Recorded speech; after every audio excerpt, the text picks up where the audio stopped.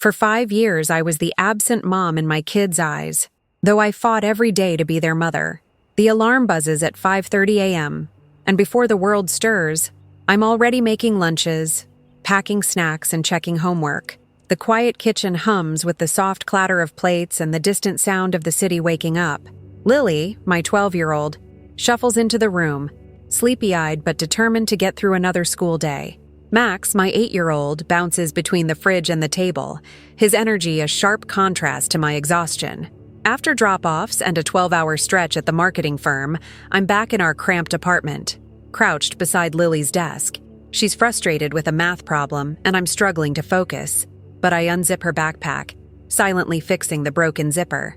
She hardly notices my weariness. I'm the woman who stays late at work to keep the lights on, the one who shows up late to parent-teacher meetings, the one who fights for every minute with her children. James texts, "What time is exchange tomorrow?" His words come and go like ripples on the surface of my life, present but distant, involved but careless. He's the father they see on weekends, the Disneyland dad who appears in pictures of laughter and sun, but he rarely shows up for the real battles. His mother, Scarlett Washington, looms even larger. She's the shadow in every conversation, the whispered poison in the kids' ears, the one who undermines every rule I set and spoils them with privileges I can't afford. Scarlett's smile is sharp, her words coated with control. She's the monster-in-law who spins stories to everyone but me. I've learned to keep my secret power close. A meticulous archive, a fortress of court documents, financial statements, emails that tell the real story no one else sees. Behind the smiles and the chaos, I'm fighting a war no one else knows exists, and every day feels like walking a tightrope over an abyss. Years before, when James and I first separated, I remember the cold finality of that day. His absence had been a slow erosion, missed dinners, empty promises, excuses thin as paper. The first custody exchange was a battlefield. Scarlett stood by the car, arms crossed, sneering as I handed over Lily and Max. "You walked away, Caroline," she spat. "You chose your career over those kids." Her words stung, but what hurt worse was the silence of those around us. James smiled for the cameras at school events, posting pictures of the happy family online, while I juggled doctor's appointments, late-night homework, and bills that piled like mountains. I told myself I was doing what was best, that one day they'd understand the sacrifices I made. But the damage was already done. The court's cold language, primary custody, visitation rights, parenting plan, felt like a judge's hammer pounding down on my heart. The world saw me as the woman who abandoned her family, but I was the one left holding the pieces. I've given everything, and received nothing but shadows in return. Every month, I pay more than $1,200 in child support out of my own pocket because James can't, or won't, deliver on his promises. I declined a promotion that would have meant travel, missed flights, and empty seats at Lily's school plays and Max's soccer games. The weight of doing it all alone is crushing, but I have one lifeline: Rebecca Clark, my closest friend and legal advisor. Over coffee one chilly afternoon, Rebecca lays out the facts with clarity and no judgment. She's the only one who sees the pile of custody petitions I've filed, 14 over 5 years, a testament to my relentless fight for my children. My secret power is this exhaustive file: court documents, medical records, payment histories, emails proving neglect and manipulation. Scarlett's interference only grows. During every custody exchange, she spins her web tighter, promising trips and gifts to my children when I can't be there. It's a twisted game, and I'm fighting to keep my family from being torn apart. The PTA meeting should have been a chance to connect, to show my face and remind the world I care. Instead, it became another battlefield. Scarlett's voice cuts through the room like a knife. Caroline's too busy climbing the corporate ladder to care about her own kids. Laughter ripples across the parents, cold and sharp. My cheeks burn with humiliation as Lily looks down, cheeks flushed with embarrassment. I force calm into my voice. "I'm here because I want to be involved," I say, but the tremor betrays me. Scarlett's smirk spreads like poison, whispers swirling through the room. The sting of public shame is deeper than any private insult. I swallow hard and tell myself, they don't know the truth, but doubt creeps in like a shadow. How long can I keep fighting while everyone believes I'm the villain? The war is just beginning, and I'm already wounded. The fallout came quicker than I expected, a storm I hadn't braced for. Scarlett's web of manipulation spread like wildfire, and suddenly, my name was a whispered caution in every neighborhood gathering. Social media became a weapon. Photos of me leaving the office late, exhausted but determined, twisted into narratives of neglect and irresponsibility, out partying without the kids again. One post read. The comments piled up. Some from people I barely knew, others from James's family circle. His sister, once polite, now ignored my texts, and a handful of parents I'd considered acquaintances began crossing the street to avoid me. Invitations to playdates and school events stopped arriving. The isolation was suffocating. During custody exchanges, Scarlett's venom was sharp and clear. "You'll never be their mother the way we are," she hissed once, her eyes cold as ice, while James stood silently beside her, unwilling or unable to defend me. I wanted to scream, to tell them they were wrong, but my voice caught in my throat. Instead, I dug deeper, documenting every slight, every whispered insult, every manipulated moment. But the damage wasn't just social, it was emotional. The kids sensed the tension, their smiles dimming, their questions about why Grandma doesn't like Mommy growing louder. I was fighting a battle on multiple fronts, and it felt like the world was closing in, leaving me more alone than ever. In a desperate bid to find common ground, I agreed to mediation, hoping reason might break through the wall of hostility.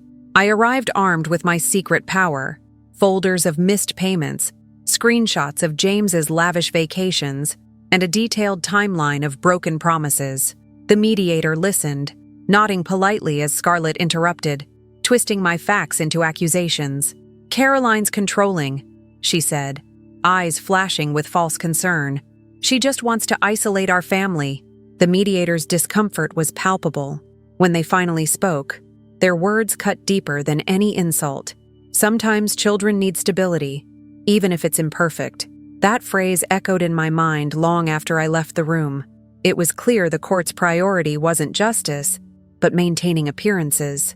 Scarlett's triumphant smirk as she whispered to James afterward made my defeat sting all the more. Peace wasn't an option. They were playing to win, and I was just in the way. At Lily's school talent show, I arrived early, clutching my camera and hoping to catch a moment of pride for my daughter. But from the moment I stepped into the crowded auditorium, I felt the weight of eyes and whispers. Scarlett, surrounded by her allies, wasted no opportunity to make me feel small. "Didn't you have work?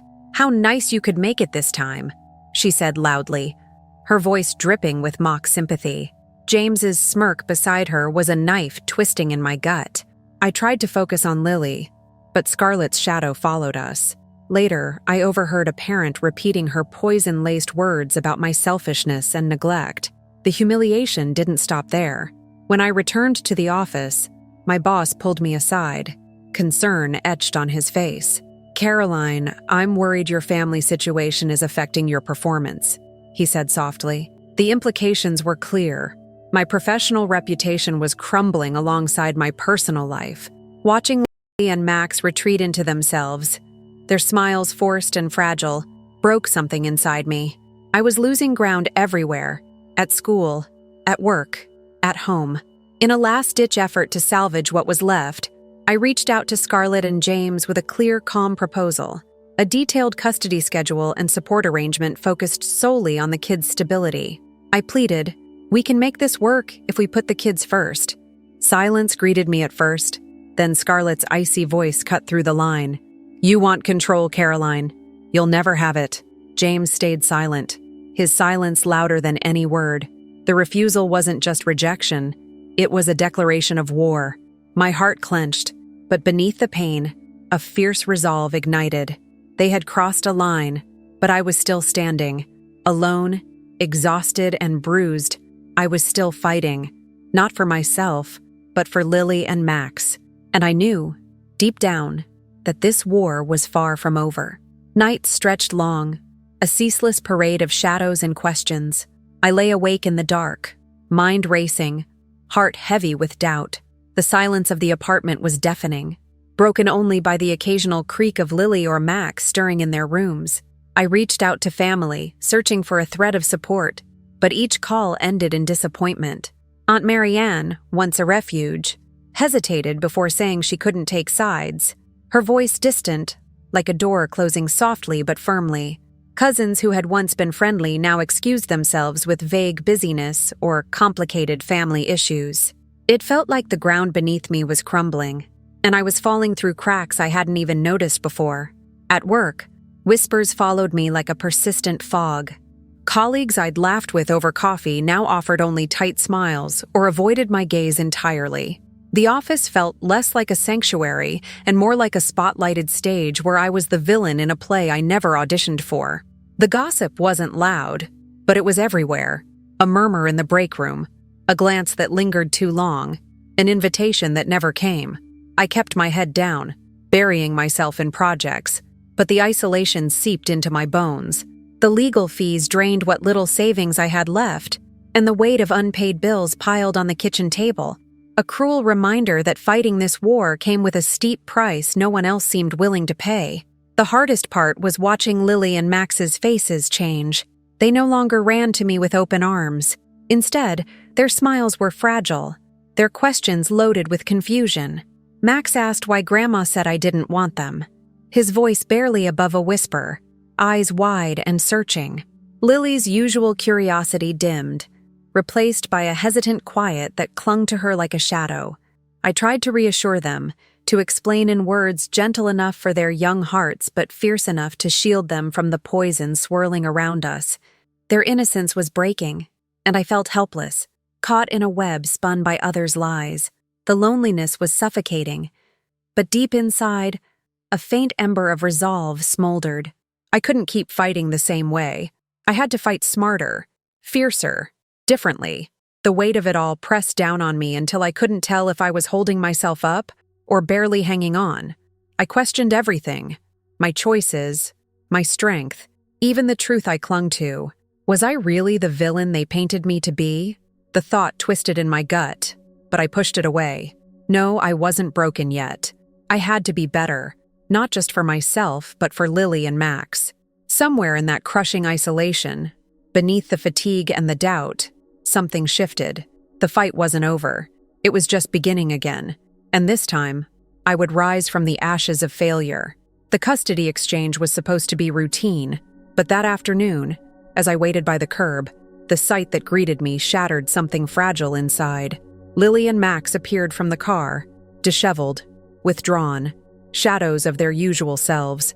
Max's small hand slipped into mine, fingers trembling.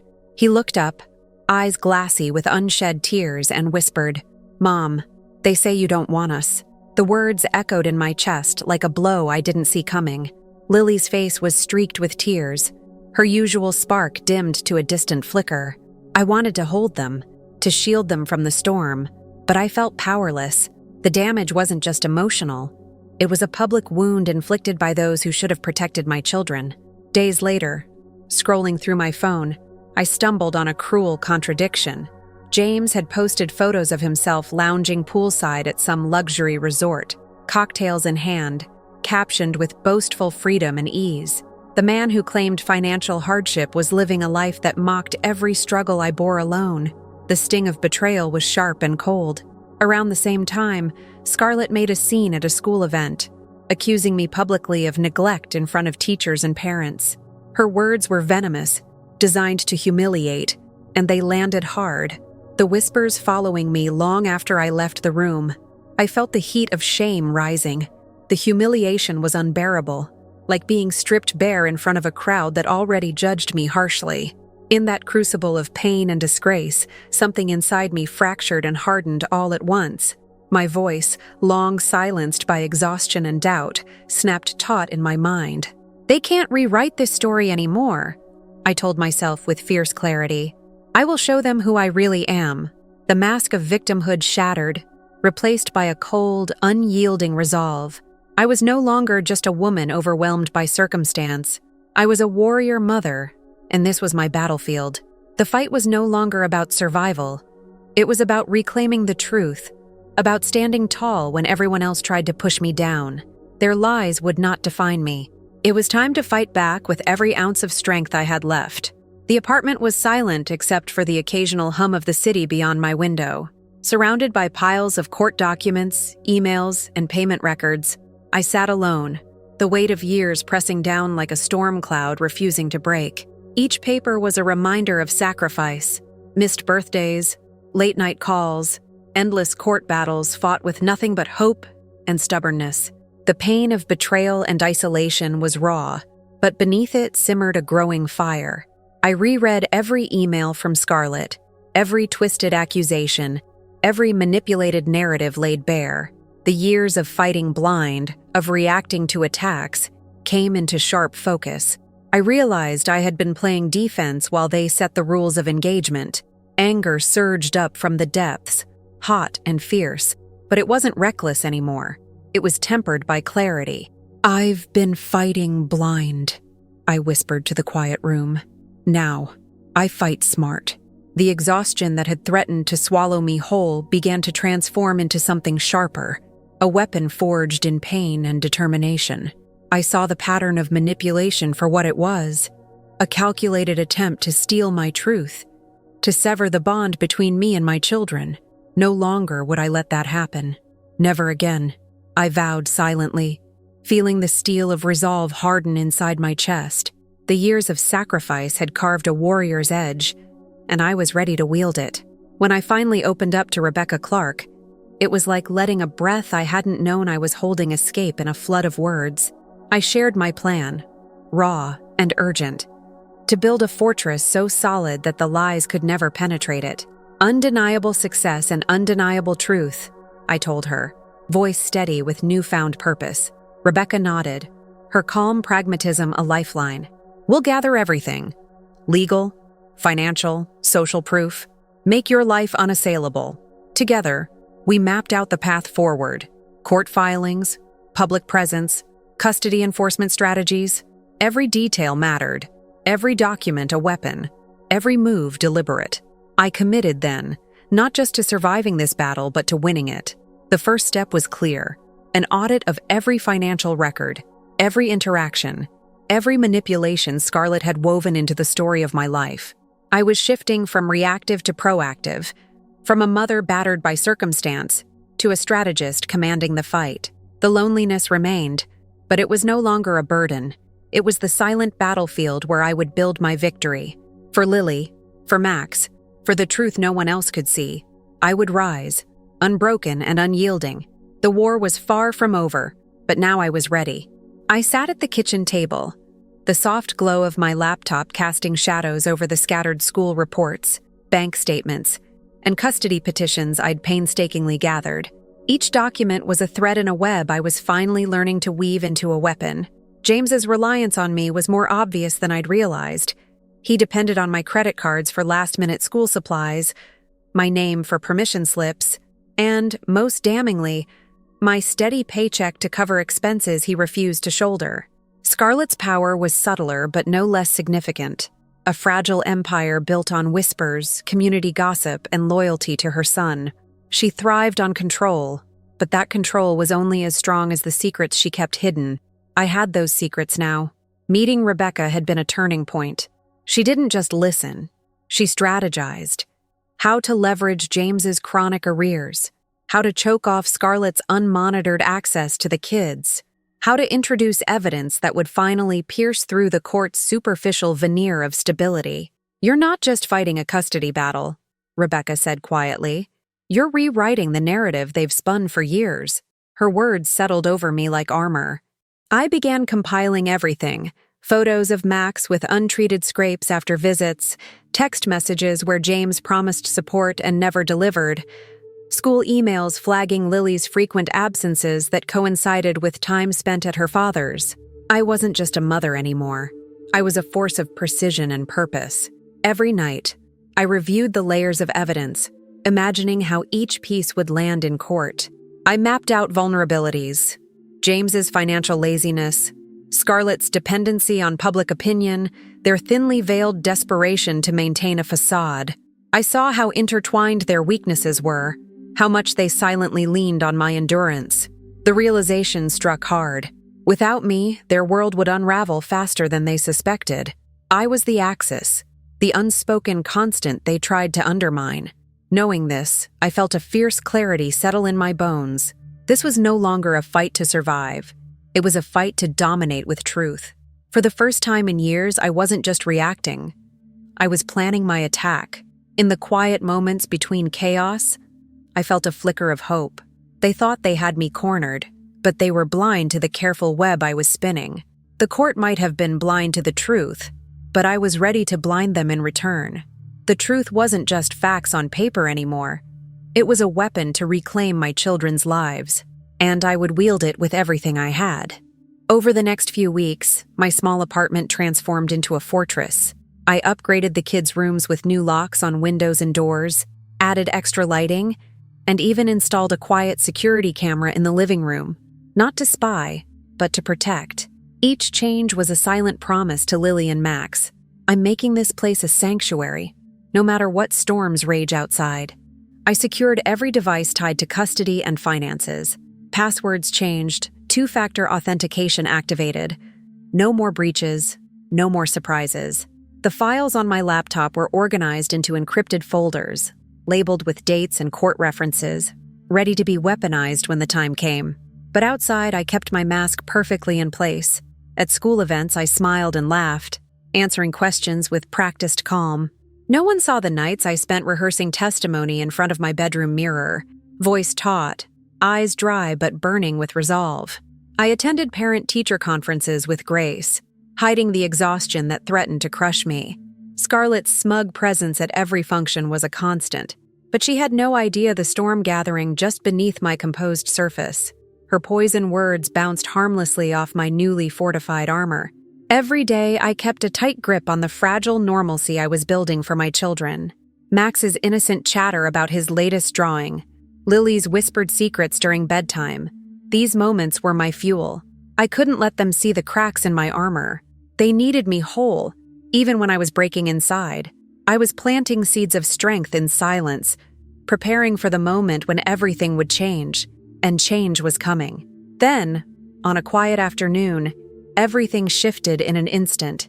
Lily, curious and restless, found the hidden folder on my laptop, the one I'd buried deep beneath layers of encrypted files, the one holding every custody petition, every piece of evidence I'd gathered over 5 long years. Her eyes widened as she scrolled through the documents. 14 petitions, detailed reports, proof of my fight for them that no one had ever seen. Her voice trembled when she confronted me. "Mom, why didn't you tell me? Why did Dad say you didn't want us?" I held my breath as she spoke, her words unraveling the carefully crafted lies she'd overheard at James's house. The neglect, the false stories, the new wife's cold cruelty. Lily's confusion and pain ignited a fierce protectiveness in me. This wasn't just legal strategy anymore. It was personal. Her trust, so fragile and precious, was now a powerful weapon against the lies Scarlett had sown. Her innocent testimony could tip the scales, shatter the narrative that had kept me isolated and vilified. Max clung to me, silent, but wide-eyed, absorbing every word. They were no longer pawns in someone else's game. They were allies, witnesses to my truth. The weight of their hope settled on my shoulders heavier than ever, but it was a load I was ready to bear. In that moment, the quiet strength I'd been building ignited into a blazing resolve. This war was no longer just mine to fight.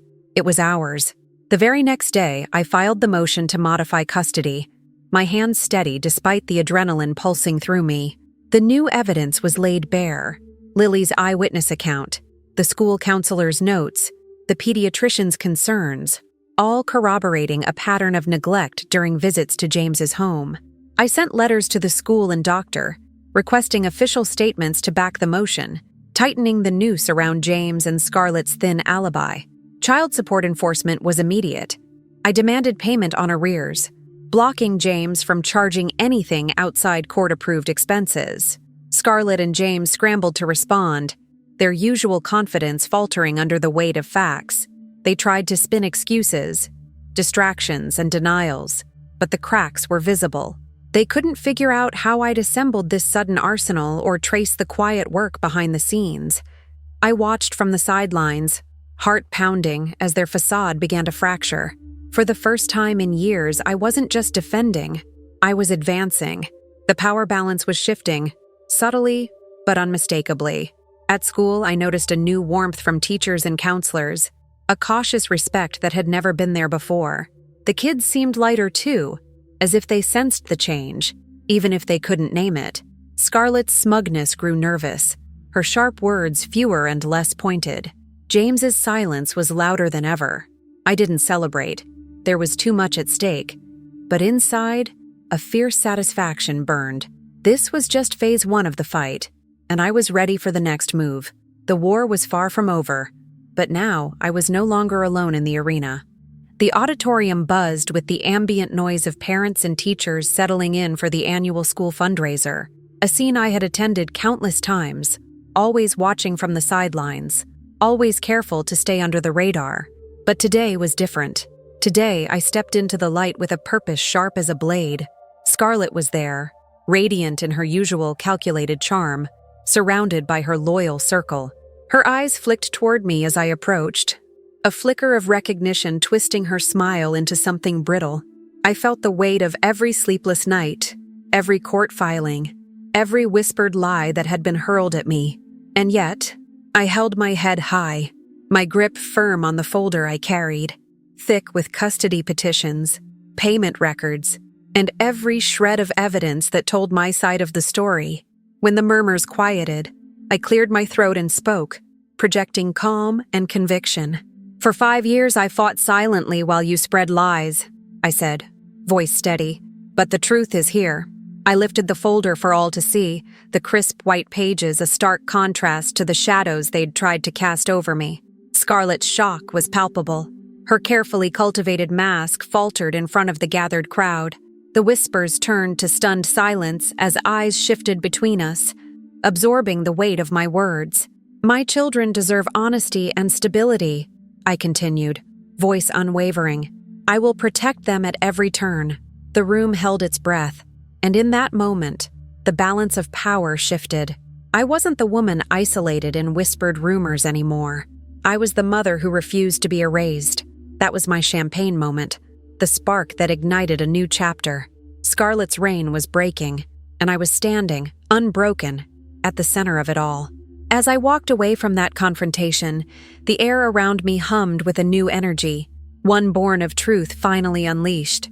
The faces of parents and teachers lingered in my mind, their expressions ranging from surprise to reluctant respect.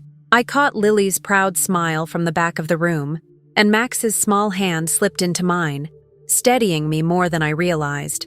The fight was far from over, but the tide had turned. Today, I had taken back the narrative, and nothing would silence me again. Scarlett's world began to crumble almost immediately. Within days, whispers circulated among our shared acquaintances.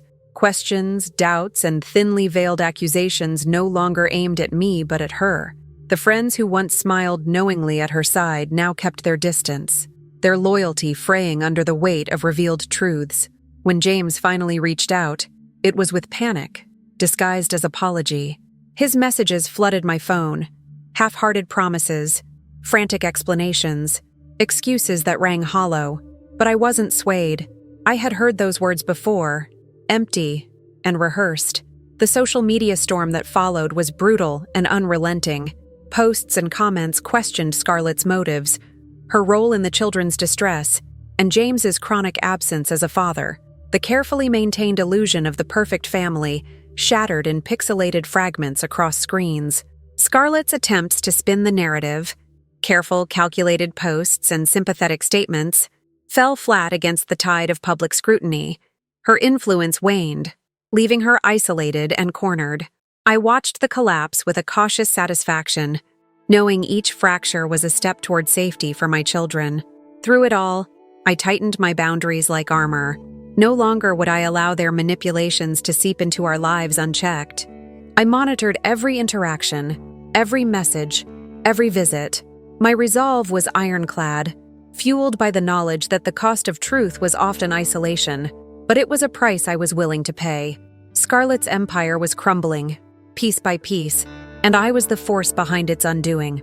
In the quiet moments, as Lily and Max played nearby, I let myself believe that this collapse was not an end, but a beginning. Scarlett's desperation grew visible, raw and ragged beneath her polished exterior. She unleashed a wave of flying monkeys, relatives, neighbors, and acquaintances who began circulating rumors, veiled threats, and twisted stories designed to intimidate me back into silence. I received anonymous texts warning me to watch my back, and cold calls filled with insinuations meant to unsettle. Scarlett even sent legal threats cloaked in formal language, attempting to leverage grandparents' rights as a weapon to regain control over the children. Her tactics were aggressive, but they lacked the power they once held. I was ready. With Rebecca's unwavering support, I documented every incident meticulously. Screenshots, recordings, notes, building a new layer of defense that no rumor could penetrate. The children, sensing the shift, clung to me with quiet strength. Lily's clear-eyed questions and Max's tentative smiles reminded me why I could not falter. Scarlett's attempts to fracture our family only deepened her isolation. Each failed manipulation tightened the circle around her, while my role as protector and victor grew clearer with every passing day. Her network shrank until it was just the desperate woman grasping at shadows. But I stood firm, unyielding, resolute, and fiercely protective. I was no longer the weary mother worn down by lies. I was the warrior who had turned those attacks into proof of my strength. With every move Scarlett made, I responded with calm precision, building a fortress of truth that nothing could breach. The battle was exhausting, the nights long and lonely, but I knew this final stand was the turning point. I was holding the line for my children, and I would not let them fall. Now, surrounded by the warmth of Lily, Max, and Rebecca, I feel a strength I never thought possible. My career is thriving, each success a testament to the resilience carved from years of struggle. Our home has become a sanctuary, filled with laughter and security. No longer a battlefield, but a haven. I have established clear, healthy boundaries with James and Scarlett. Visits are supervised, finances transparent, communication focused solely on what's best for Lily and Max. They are no longer pawns, but the center of every decision. At dinner one evening, as the soft light of the room embraces us, I catch Lily's bright eyes and Max's carefree laugh, and I realize how far we've come. I am everything they said I couldn't be, I think, my heart swelling with quiet pride. Strong, present, and loved. The lies that once threatened to undo us have been replaced by truth and love. This is not the end of the story. It's a new beginning. A mother who fought alone, who turned pain into power, who carved out a future for her family on her own terms. And in that, I find peace. The fight continues, but now it's on my terms. Bold, fierce, and unbreakable.